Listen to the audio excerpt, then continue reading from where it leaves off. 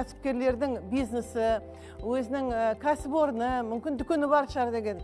Оған мемлекет міндетті түрде осы кәсіпкердің бизнесін қорғау керек, оның меншігін қорғау деген мемлекет өзіне сондай міндет алады. Ол бірінші.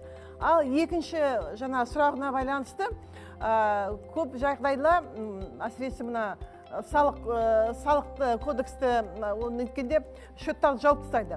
Ал енді кәсіпкер не істейді? Ол сотқа жүгінеді.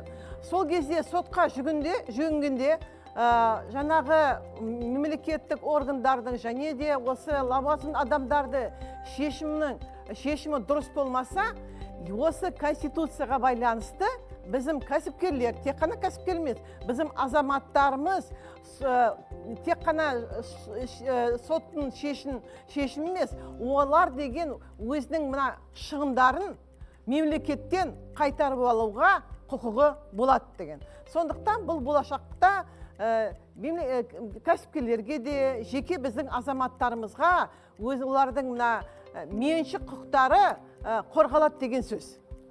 Сондықтан осы бір жақсы құндылықтар біздің кәсіпкерлерімізді, азаматтарымызды қолдайды деген ол қандай құндылықтар? Әрине ол бірінші құндылық ол қорғаныс, екінші құндылық ол сенім, үшінші құндылық ол әділдік.